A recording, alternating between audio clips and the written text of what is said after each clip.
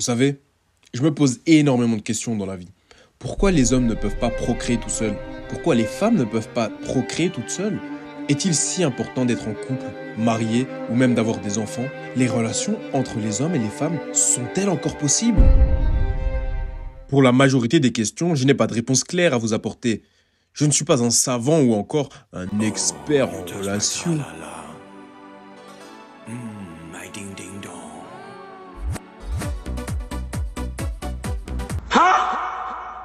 Je peux vous aiguiller vers un chemin de pensée tout à fait différent. Je me rappelle qu'un jour, j'étais assis avec une de mes ex. Ouais, je dis une parce que j'ai eu blindé d'ex. T'as vu, hein? Ouais, t'inquiète. Bref, on était assis devant la télé et à cette époque-là, notre relation battait de l'aile. C'était même pitoyable, on devait clairement y mettre un terme, mais pour je ne sais quelle raison, on ne voulait pas. Et je me rappelle qu'un flash est passé par mon esprit. J'ai soudainement été illuminé et je me suis posé la question, est-ce qu'on a réellement besoin d'être ensemble? Qu'est-ce qu'on s'apporte objectivement?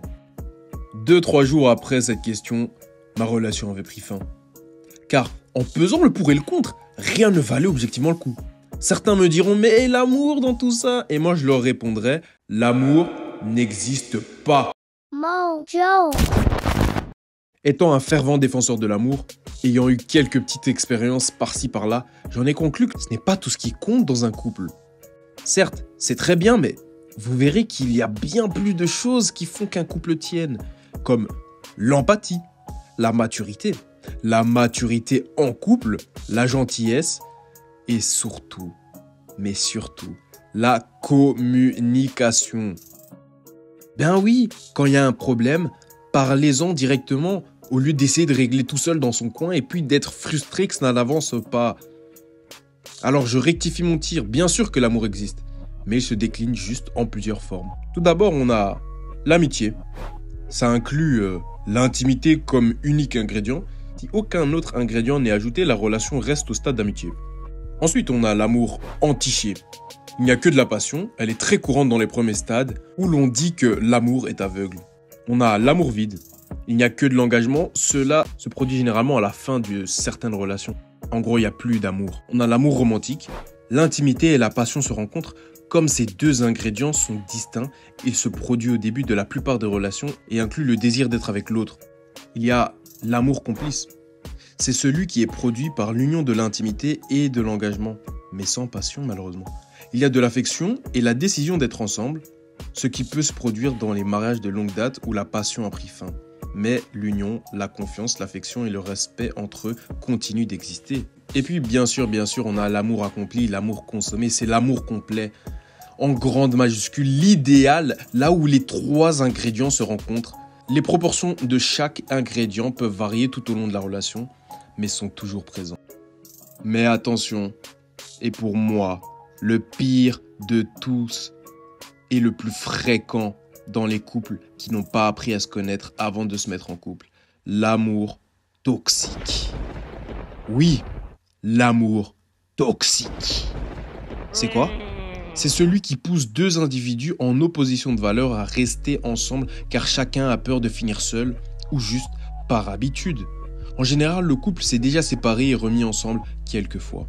Et attention, la toxicité, elle peut être présente à tous les niveaux. Par exemple, la possession ou le fait de penser que son partenaire lui appartient. Alors attention, je ne parle pas du fait d'être exclusif, mais bien d'un partenaire qui cherche à contrôler tous les faits et gestes de l'autre jusqu'à l'étouffer.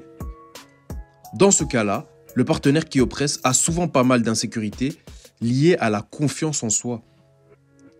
J'ai peur de perdre l'autre car moi je ne suis pas assez. Je trouve que je ne mérite pas l'autre donc je dois. La clé pour résoudre ce genre de problème est souvent la communication. Mais cela ne doit pas se transformer en une séance de compliments ou de psy. On ne se met pas en relation juste pour rassurer son partenaire, il faut y trouver du plaisir également. Si la seule chose qui vous retient de terminer une relation est l'empathie envers votre partenaire, ce n'est malheureusement déjà pas bon signe. Quand je parle d'empathie, je parle de phrases du type « Comment va-t-il faire sans moi ? Je ne veux pas le quitter ou je ne peux pas le quitter parce que sinon il sera perdu. » Bah non, merde. On n'est pas conseiller d'orientation ici. C'est triste et regrettable, Mais une relation se porte sur deux. Ton poids ne doit pas peser sur l'autre de manière excessive. Bien sûr, dans une relation où il y a des hauts et des bas, ça ne sera jamais une ligne droite. Un autre trait de la toxicité, la violence. Bah oui, la violence, qu'elle soit physique, verbale ou psychique, est un trait à part entière de la toxicité. Pour la violence physique, je ne vais pas vous faire de dessin, vous voyez très bien ce que c'est.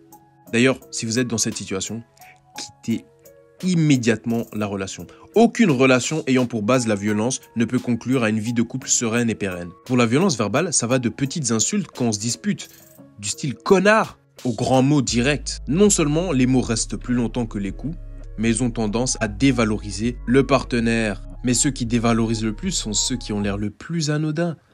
Dans la violence psychologique, l'acteur principal ne peut pas être confondu. En effet, j'appelle à la barre le pervers narcissique. Pour la partie 2, les amis, il faudra un peu attendre. Elle va sortir normalement jeudi, donc soyez vifs. Allez, à jeudi. Peace.